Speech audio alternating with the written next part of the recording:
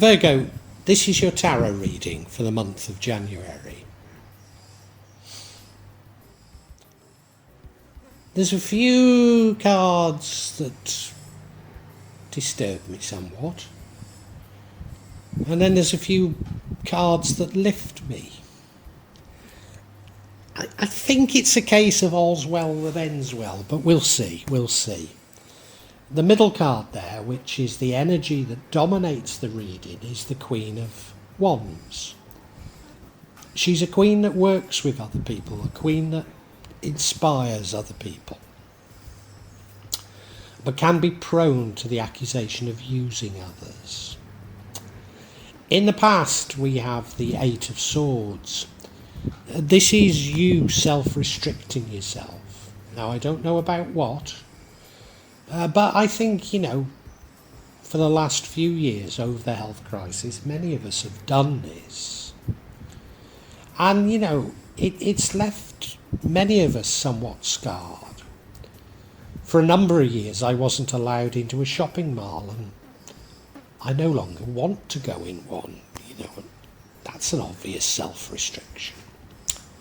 Like us all, you know that the world has changed irrevocably. And I think to a certain degree, like us all, you're coming to terms with this. In the future, we have the Knight of Cups, Knight of Love. Very lovely person. Wears his heart on his sleeve. Could be a fool for love, but I've been getting messages from the universe that this is one of the changes we should make to our lives with this new paradigm. The energy that leads to the outcome is the Seven of Cups. Now, traditionally, I'd say, well, it's many opportunities, but some of them are poisoned chalices. But again, just recently, this card has been cropping up in a much more positive light.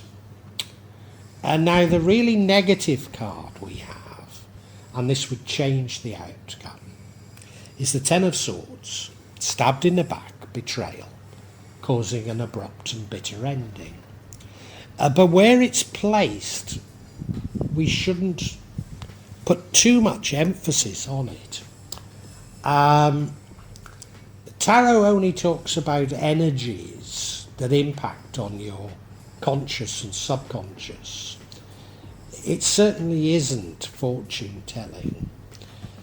So this is an energy. I mean, I'm not saying it hasn't happened or won't happen, but I'm saying it's an energy, and if you don't allow the energy to dominate your thinking, then this doesn't matter so much.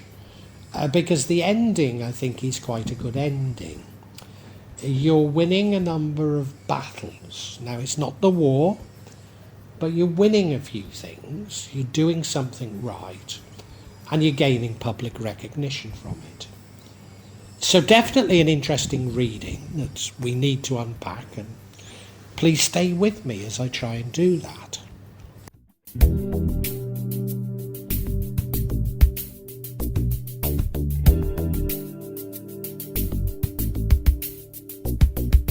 Now, as I say, the energy that runs throughout this spread, dominates the reading, is that of the Queen of Wands. She's somebody that works with other people. So maybe this is just trying to tell us that it's other people that are going to dominate your January. What other people do dominates what happens in January. But she is somebody that inspires others. Somebody that's very much loved by others, somebody that's looked up to, knows how to get the best out of people. I mean, the flip side of that is she could be accused of using others. Even though she's been cropping up with that meaning quite a lot recently, I'm reluctant to nail my colours to that. I'm really not sure. As I say, it might be just about how other people are going to dominate this month of January.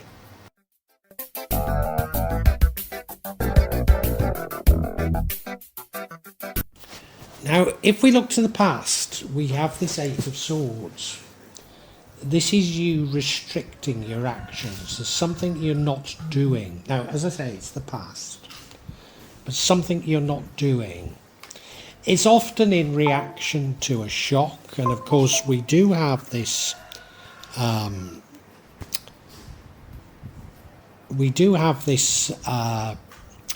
Queen of Wands, who, you know, could be accused of maybe using people. I wonder if it's related. It isn't necessarily, but, you know, it could be. I use the example of me. I wasn't allowed into shopping malls for well over a year, and I've lost the will to go in them now, you know, so it might be something like that. But the other thing that has cropped up recently is, if you look at the card, well, she's blindfolded, so she can't see that beautiful village she could get to, nor can she see that when the tide comes back in, she might be in danger where she is. So it could simply be telling us that there's something that you're not seeing, not getting.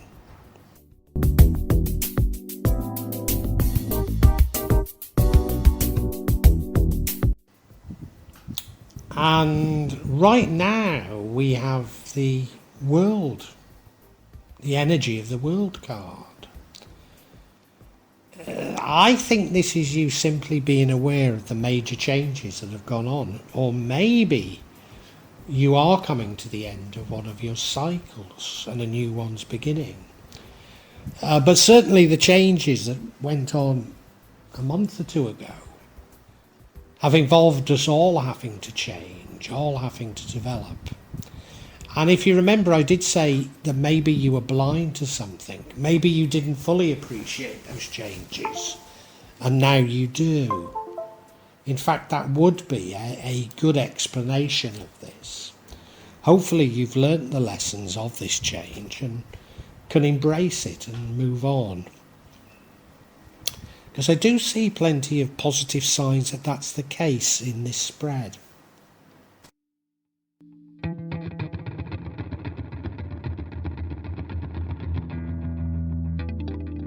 Picture we have the Knight of Cups. He is a lovely, lovely knight. Wears his heart on his sleeve. Devoted to love. Love is everything to him. He loves everybody and everybody loves him back.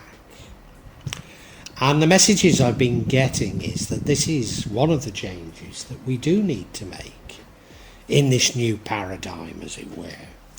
So that's one of the reasons why I think that you now have grasped what you need to be doing.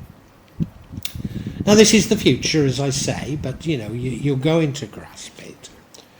I think this is a great card to have in this position. So I've got a lot of confidence in what I see in this spread for you.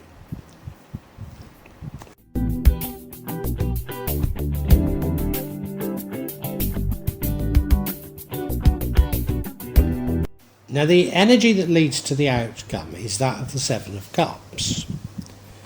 It is about many opportunities coming your way. And I think maybe that's all we need to read into it. Maybe. Traditionally, I would say that some are a poison chalice. Oh, maybe, no, I was going to say maybe some are, and it explains the next card, but I don't think it does. I don't think it does. Just recently, the spreads have been containing this and have been encouraging me to see it quite positively. Whereas in the past, I've always said there's a poison chalice, you need to be careful, you know. But I don't know, I think it's more about multiple opportunities.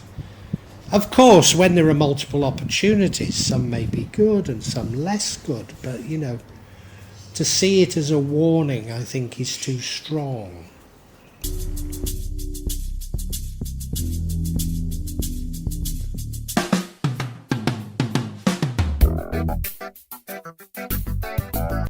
I suppose if there is a card that's somewhat disturbing, it's this Ten of Swords, stabbed in the back, sudden and abrupt endings, possibly betrayal.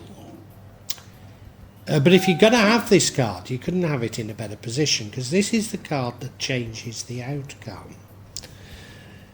It might even mean that this is an energy that you don't pay any attention to. Maybe even something that is a throwaway for you, even though it seems so dramatic. But as I say, where it's positioned, I'm not getting too concerned about it.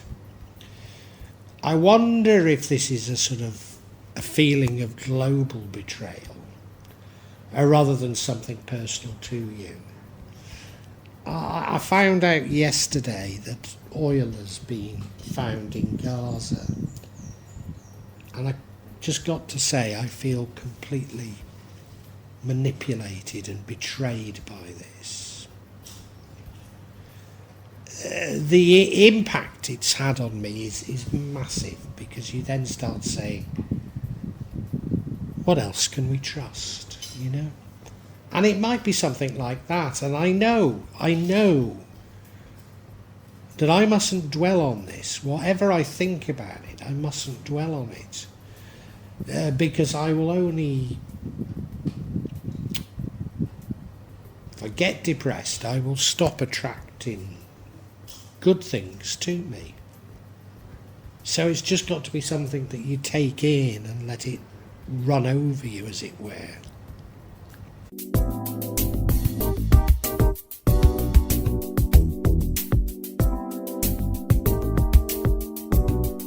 And the outcome, and remember this comes from the Seven of Cups, whereby I said it was multiple opportunities, but maybe a poison chalice, but like the Ten of Swords, I sort of downplayed it.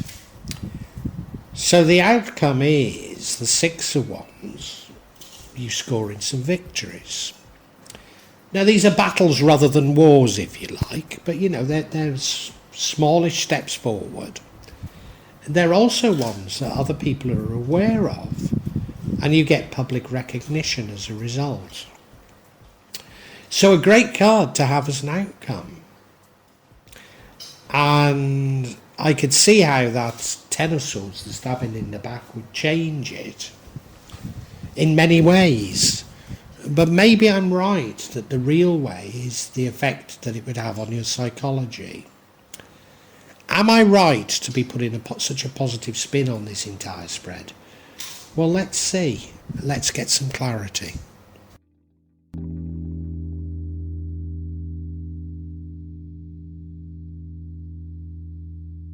Now, I'm really only getting clarity to see if my sort of positive spin is the correct positive spin. And so if I can understand the Ten of Swords, then it will confirm whether I'm right or wrong. But the cards I've drawn don't seem to really tell me that. The first card is the Knight of Cups again. So we had the Knight of Cups, which is in your future. Knight of Love.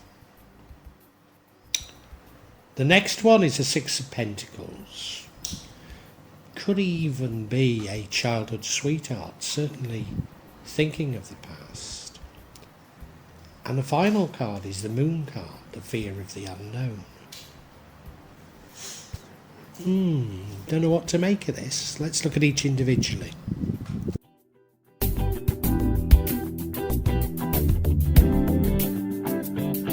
The first card of clarity is this Knight of Cups again. So I've already described him. What I didn't say in my description is he's a fool for love. He sometimes gets taken for a ride by those who love him. And this stabbing in the pack would certainly suggest that. So somebody who you love or have loved has stabbed you in the back. That's the most likely explanation for this. Yeah.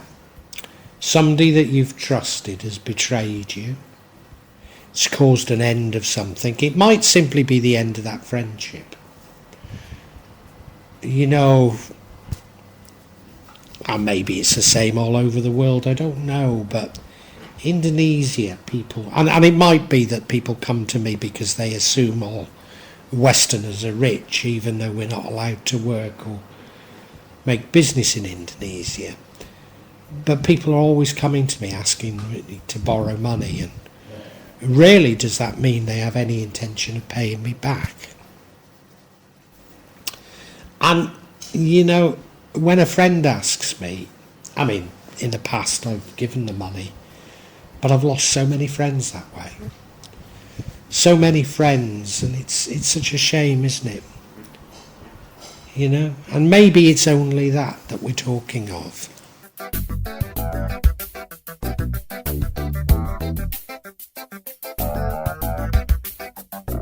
Card, the Six of Pentacles. Six of Pentacles. I told you it was about the past, and maybe an old sweetheart, but it isn't. It's about charity, it's about giving. So I think I'm right about this, that somebody that you care for has asked you for money and they've not paid you back.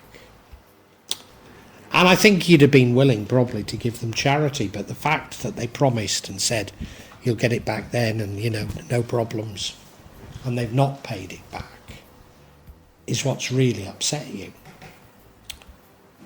Yeah. You know, I said we've lost a lot of friends this way. And I'd also say, you know, that our family, I don't mean the immediate family, but, you know, the sort of extended family in Indonesia. My wife is a very generous soul, and she's very generous to them. But the more we've given, the more they've expected.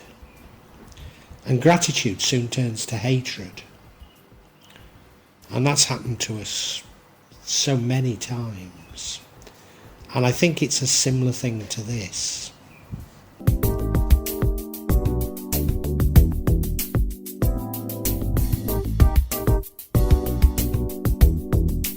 Now we have the Moon card, Fear of the Unknown. And let's go with my little story about having loaned money to someone that certainly you used to love and they've not paid it back. The worst thing is going through your mind, well, why have they done that? Don't they love me back? Don't they care about me? And, you know, as I say, I've loaned money to a lot of people and I've learnt my lesson now. But my daughter needs an operation, very expensive. And I realised that if I could collect all the money I'm owed, then I could afford the operation for her. And, you know, I think the doctors have a they have a great incentive to make the consequences sound bleak. But, you know, we've been told that unless she has it, she'll die young, you know. And I explained that to the people who owe me money, and only one of them attempted to pay me the money back. And if you're in a position like this, look, just dump them. Just dump them. I know it's heartbreaking, but, you know, you've got to move on. You can't have people in your life that put themselves before you like this. Before the life of my daughter, you know. In fact, I don't want people like that around me that think they're so bloody important that my daughter's life is not as important as them. So yeah, you need to move on. As I say, I don't think this necessarily impacts you, and I think you've understood this.